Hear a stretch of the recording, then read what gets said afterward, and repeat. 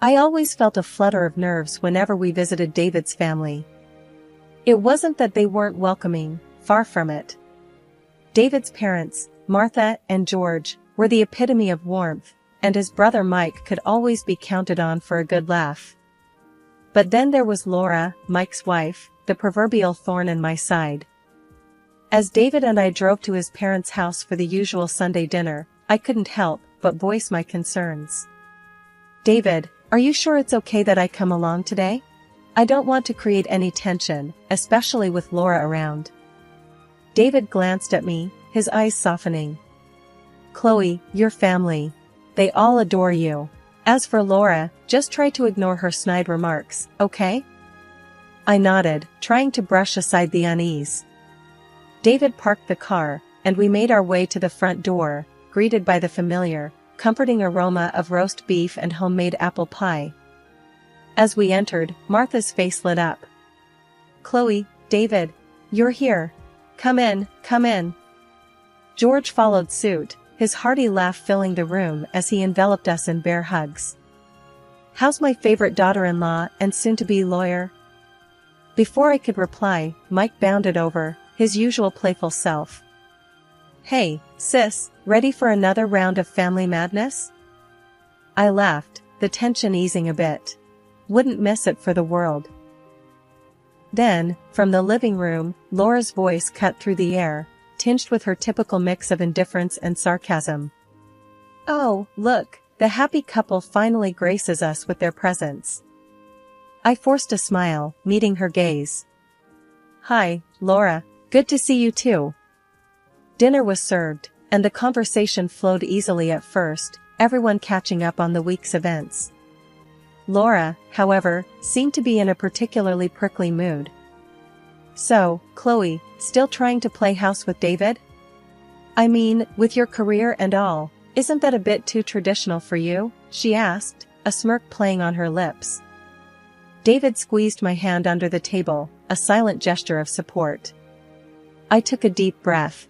"Well, Laura, we all make choices that suit us best. I believe in balancing career and family." Laura snorted. "Balancing, right. As if having kids doesn't totally derail your life." Mike, trying to diffuse the tension, chimed in with a chuckle. "Oh, come on, Laura, a little niece or nephew would be a joy, wouldn't it?" Laura rolled her eyes dramatically. "Joy? More like a lifetime of hassle." But hey, if Chloe wants to pop out a few kids and live the suburban dream, who am I to judge? I could feel the temperature in the room drop a few degrees. George, ever the peacemaker, attempted to steer the conversation elsewhere. "So, David, how's that new project going at work? You were telling me about it last week." David launched into a description of his latest venture, but I could barely focus. Laura's comments had struck a nerve, and I spent the rest of the meal in a daze. It was a cool autumn evening, and the family had gathered at Martha and George's for dinner. This time, the air was filled with an extra buzz of excitement. David and I had a special announcement to make, and I was both nervous and thrilled. As we sat around the dinner table laden with Martha's famous pot roast and mashed potatoes, I exchanged a glance with David. He gave me an encouraging nod. It was now or never. Everyone, we have some news," I began, my voice slightly trembling. All eyes turned to us. Martha leaned forward, her expression expectant. "What is it, dear?" David took my hand, beaming. "We're expecting a baby." There was a moment of stunned silence, then the room erupted in cheers and congratulations. Martha and George were beaming. "Oh, my goodness! That's wonderful news!" Martha exclaimed, getting up to hug us. George clapped David on the back. "Congratulations, son. I'm so proud of you both." Mike hooped, his grin wide. "I'm going to be an uncle. That's awesome." Amidst the joy and excitement, Laura sat back, a smirk playing on her lips. "A baby, huh? Well, that's going to be a handful. Good luck with that." Her tone was laced with condescension, but I tried not to let it bother me. I was too happy. Martha frowned at Laura's comment. Laura, dear, it's a joyous occasion. Laura shrugged, nonchalantly picking at her food. Sure, joyous. Until the sleepless nights and diaper changes kick in. Mike, sensing the tension, tried to lighten the mood. Oh, Laura, don't be such a pessimist. It's going to be great, right, Chloe? I smiled, determined to keep the atmosphere positive. Absolutely, Mike. We're really excited. The conversation eventually moved on, but Laura's words lingered in my mind. I couldn't help but feel a twinge of apprehension amidst my happiness. As the evening wound down, George raised his glass for a toast. To David and Chloe, and the new addition to our family. Glasses clinked, and everyone echoed, to David and Chloe. These words warmed my heart. Despite Laura's attitude, our joy couldn't be dampened. This was the beginning of a new chapter in our lives, and nothing was going to take that away from us. The excitement of our announcement soon gave way to the harsh realities of pregnancy. My mornings, afternoons, and evenings became a nauseating roller coaster. I could hardly keep anything down, and even the smell of my once favorite foods made my stomach churn. During one of these tough days, David and I were at his parents' for dinner again. I was trying to nibble on some toast, my only safe food these days. David was rubbing my back, trying to comfort me. Chloe, you sure you don't want to try some soup? Mom made it just how you like it, David suggested gently. I shook my head weakly. No, thanks, David. Just the smell is making me queasy. Martha looked at me with concern. Poor dear, this pregnancy seems to be really taking a toll on you. Laura, who had been watching with a disinterested look, chimed in with her usual lack of empathy. Well, what did you expect, Chloe? Pregnancy isn't a walk in the park. You wanted a baby, so now deal with it. I clenched my jaw, trying to maintain my composure. David's expression hardened. Laura, that's enough. Can't you see she's struggling? Laura rolled her eyes. Oh please, David. I'm just stating the facts. She should have thought about this before. George, trying to defuse the situation, interjected. Laura, let's keep the dinner pleasant, please. Mike, who had been silent, finally spoke up, his tone a mix of annoyance and concern. Laura, can't you just lay off for once? Chloe's doing her best. Laura scoffed, pushing her chair back. I'm just being realistic. You all are just babying her. In my opinion, she's just overreacting. It's just a little morning sickness. I felt a tear slip down my cheek, the stress and hormones getting the better of me. David stood up, his chair scraping back loudly. That's it. We're leaving. Chloe doesn't need this right now. As David helped me up, Martha came over, her eyes filled with apology. I'm so sorry, Chloe. Don't mind Laura, dear. We said our goodbyes quickly, and I couldn't help but feel a mix of relief and sadness as we left. The car ride home was quiet, the tension from dinner lingering in the air. As we drove home, I couldn't shake off Laura's words. They echoed in my mind, amplifying my fears and insecurities. But deep down, I knew I had to stay strong, for the sake of our baby. The day finally arrived when David and I welcomed our son, Ethan, into the world. It was a moment of pure joy, overshadowing all the hardships of the past months.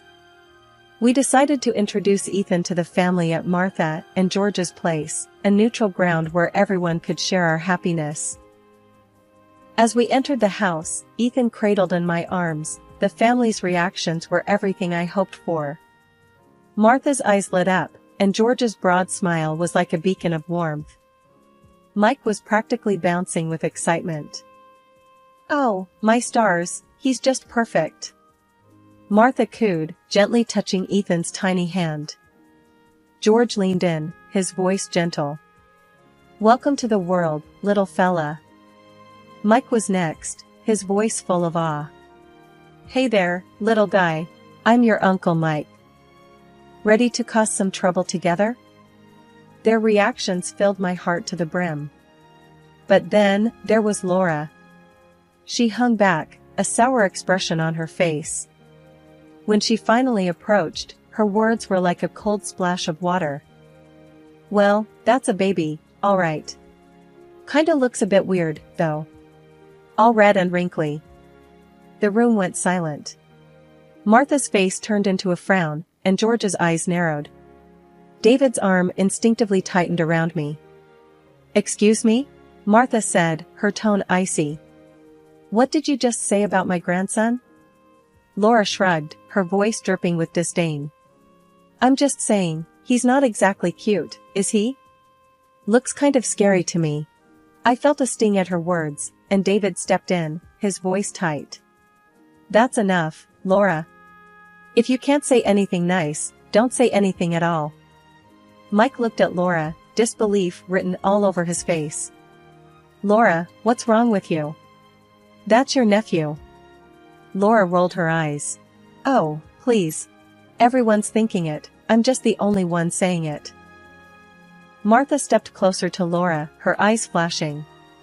Your behavior is disgusting, Laura. If you can't be happy for Chloe and David, maybe you should leave. Laura scoffed, crossing her arms. Fine. If I'm not welcome, then I'll go. But don't expect me to fawn over a baby like everyone else.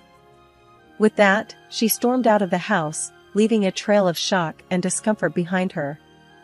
The joyous atmosphere had been tainted, and I couldn't help but feel a pang of sadness. A few months had passed since Ethan's introduction to the family, and things had been relatively calm. David and I were adjusting to parenthood, albeit with the usual sleepless nights and endless diaper changes. That sense of normalcy was shattered one afternoon when Laura unexpectedly showed up at our doorstep. I opened the door to find her standing there, an odd, frantic look in her eyes. Laura? What are you doing here? I asked, surprised. Chloe, I need a favor, a big one. She blurted out, her voice tinged with desperation. I was wary but curious. Okay, what is it? She took a deep breath, her eyes darting around. I need to borrow Ethan. Just for a little while. I stared at her, dumbfounded. Borrow Ethan? What on earth for? She began pacing, speaking rapidly. It's my grandmother, see? She's old, doesn't have much time left. She told me she's leaving most of her estate to the first grandchild who has a baby. I thought maybe I could pass Ethan off as mine. I couldn't believe what I was hearing.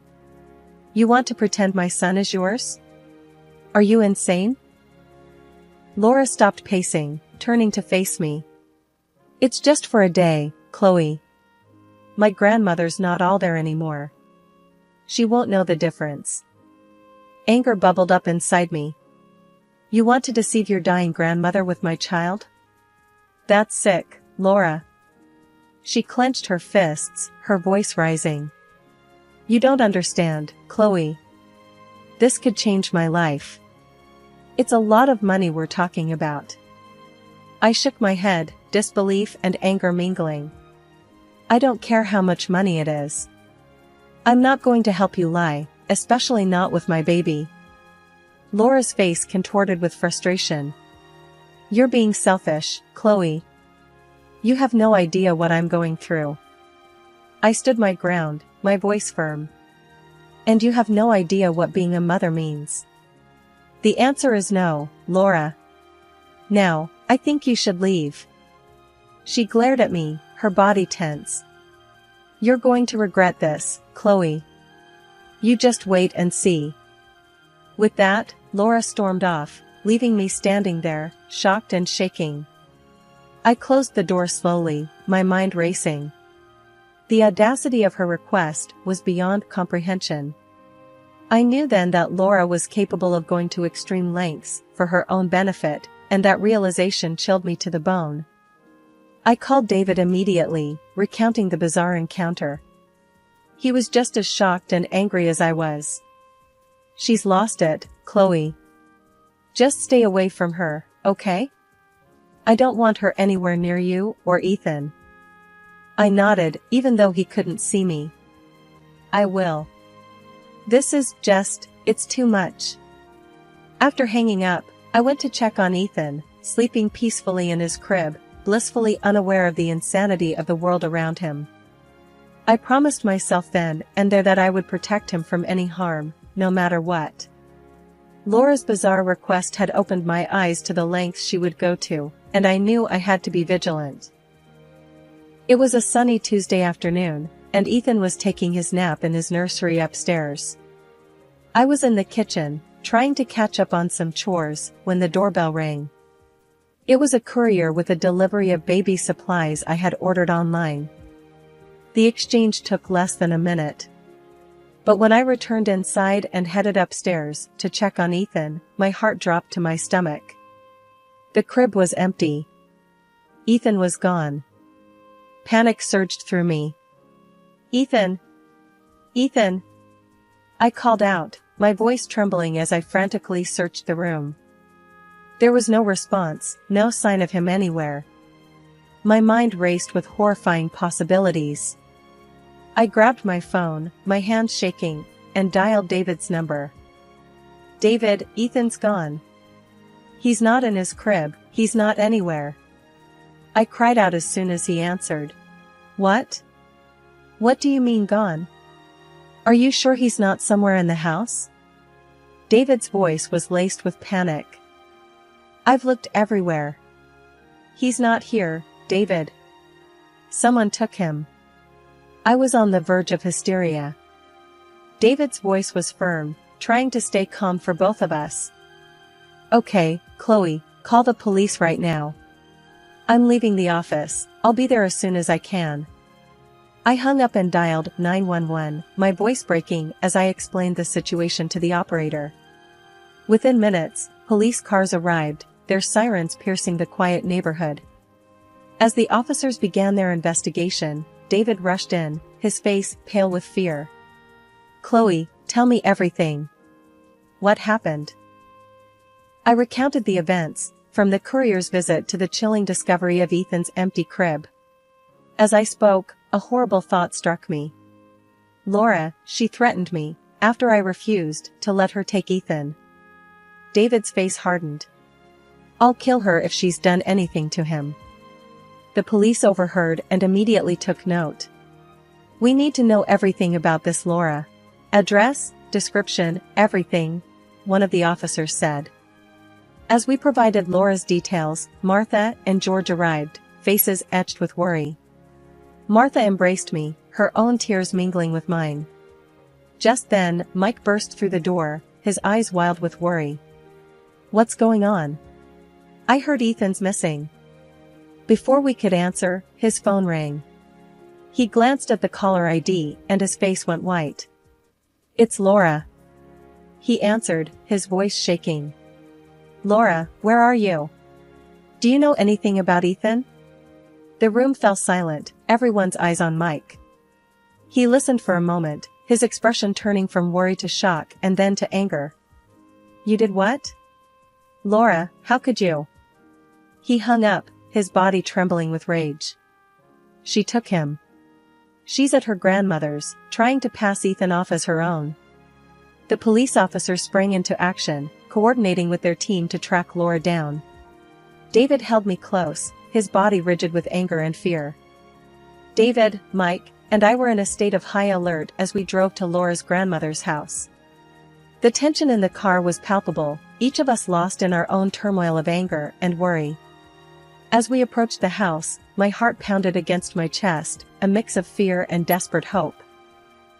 Mike was on his phone, coordinating with the police. They're on their way. We just need to keep her there until they arrive. We pulled up to the house, and without a second thought, we rushed inside. The scene that greeted us was surreal. Laura was there, holding Ethan in her arms, cooing at him as if he were her own. Her grandmother, a frail, confused-looking woman, was watching them with a faint smile. The moment Laura saw us, her face went white.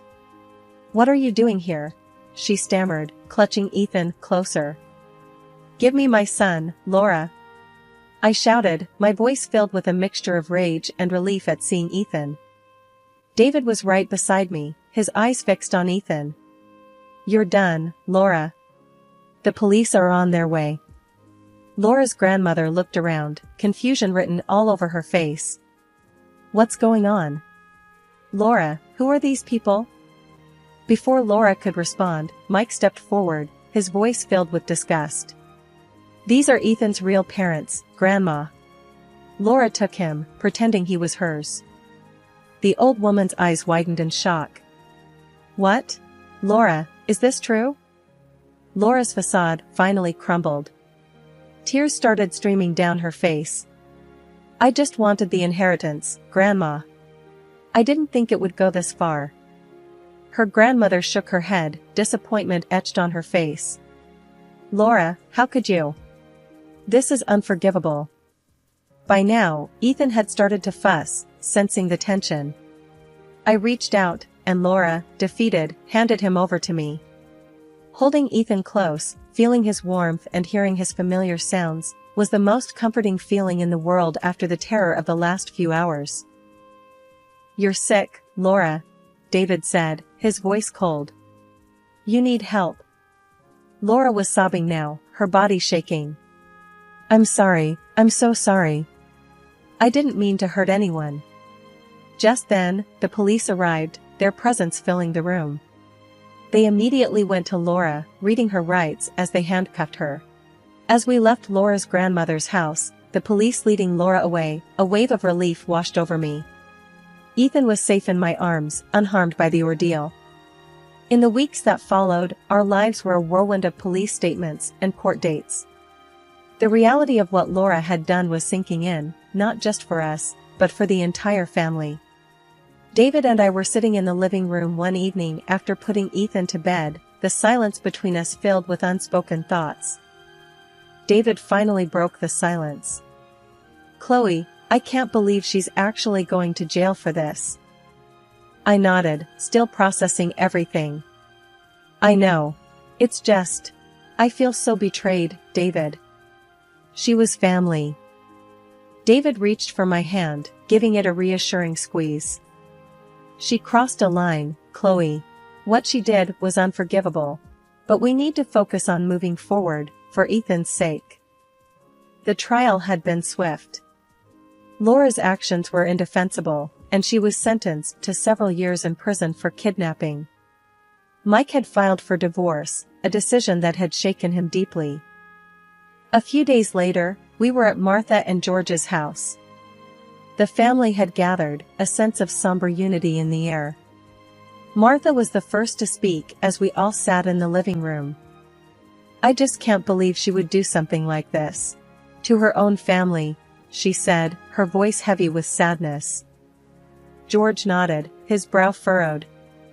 "It's a hard pill to swallow. But we have to think about the kids now, about Ethan."